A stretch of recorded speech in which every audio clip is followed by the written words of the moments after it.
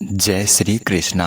मित्रों, आज की इस प्रस्तुति में हम आपको श्रीमद् भगवद गीता की प्रथम अध्याय के 12वें श्लोक की व्याख्या की जानकारी देने का प्रयास कर रहे हैं। तो चलिए शुरू करते हैं।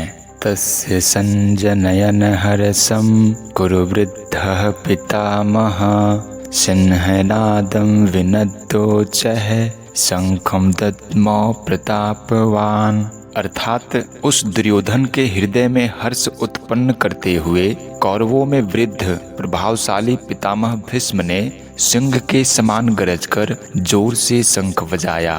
तस्य संजनयन हर्षम। मित्रों, यद्यपि दुर्योधन के हृदय में हर्ष होना शंख ध्वनि का कार्य है और शंख ध्वनि कारण है, इसलिए यहाँ शंख ध्वनि का वर्णन पहले और हर्ष होने का वर्णन पीछे होना चाहिए। अर्थात यहाँ शंख बजाते हुए दुर्योधन को हर्षित किया ऐसा कहा जाना चाहिए, परंतु यहाँ ऐसा न कहकर यही कहा है कि दुर्योधन को हर्षित करते हुए भीष्म जी ने शंख बजाया। कारण कि ऐसा कहकर संजय यह भाव प्रकट कर रहे हैं कि पितामह भीष्म की शंखवादन क्रिया मात्र से दुर्योधन के हृदय में हर्ष उत्पन्न हो ही जाएगा। भीष्म जी के इस प्रभाव को धोतन करने के लिए ही संजय आगे प्रतापवान विशेषण देते हैं। कुरु वृद्धः। मित्रों, यद्यपि कुरुवंशियों में आयु की दृष्टि से भीष्म जी से भी अधिक वृद्ध वाहलिक थे, जो कि भीष्म जी के पिता शांतनु के छोटे भाई थे। तथापि कुरुवंशियों में जितने बड़े बूढ़े थे उन सब में भीष्म जी धर्म और ईश्वर को विशेषता से जानने वाले थे। अतः ज्ञान वृद्ध होने के कारण संजय भीष्म जी के लिए कुरुवृद्धः विशेषण देते हैं। प्रतापवान। मित्रों, भीष्म जी के त्याग का बड़ा प्रभाव था। वे कनक कामिनी के त्यागी थे, अर्थात उन्होंने राज्य भी स्वीकार नहीं किया और विवाह भी नहीं किया।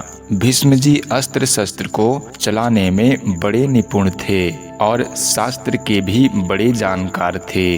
उनके इन दोनों गुणों का भी लोगों पर बड़ा प्रभाव था। जब अकेले भीष्म अपने भाई विचित्रवीर्य के लिए काशीराज की कन्याओं को स्वयंवर से हर कर ला रहे थे, तब वहां स्वयंवर के लिए इकट्ठे हुए सब क्षत्रिय उन पर टूट पड़े, परंतु अकेले भीष्म जी ने उन सब को हरा दिया। जिनसे भीष्म अस्त्र शस्त्र की विद्या पढ़े थे, उन गुरु परशुराम जी के सामने भी उन्होंने अपनी हार स्वीकार नहीं की। इस प्रकार शस्त्र के विषय में उनका क्षत्रियों पर बड़ा प्रभाव था। जब भीष्म सरसैया पर सोए थे, तब भगवान श्री कृष्ण ने धर्मराज से कहा कि आपको धर्म के विषय में कोई शंका हो तो भीष्म जी से पूछ लें, क्योंकि शास्त्र ज्ञान का सूर्य अस्ताचल को चला जा रहा है, अर्थात भीष्म जी इस लोक से जा रहे हैं। इस प्रकार शास्त्र के विषय में उनका दूसरों पर बड़ा प्रभाव था। पितामह। मित्रों, इस पद का आशय यह मालूम देता है कि दुर्योधन के द्वारा चालाकी से कही गई बातों का द्रोणाचार्य ने कोई उत्तर नहीं दिया।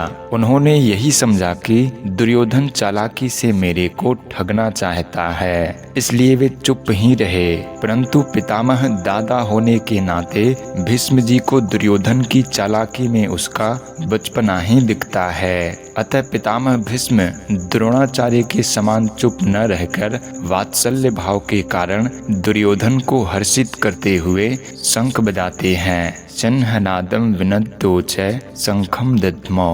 मित्रों, जैसे सिंह के गर्जना करने पर हाथी आदि बड़े बड़े पशु भी भयभीत हो जाते हैं, ऐसे ही गर्जना करने मात्र से सभी भयभीत हो जाएं और दुर्योधन प्रसन्न हो जाए। इसी भाव से भीष्म जी ने सिंह के समान गरजकर जोर से शंख बजाया। मित्रों, दुर्योधन के साथ द्रोणाचार्य का विद्या का संबंध था और भीष्म जी का जन्म का अर्थात कौटुंबिक संबंध था। जहाँ विद्या का संबंध होता है वहाँ पक्षपात नहीं होता, पर जहाँ कौटुंबिक संबंध होता है वहाँ स्नेहवश पक्षपात हो जाता है। अतः दुर्योधन के द्वारा चालाकी से कहे गए वचन सुनकर द्रोणाचार्य चुप रहे, जिससे दुर्योधन का मानसिक उत्साह भंग भंग हो गया। परंतु दुर्योधन को उदास देखकर कौटुंबिक स्नेह के कारण भीष्म जी शंख बजाते हैं।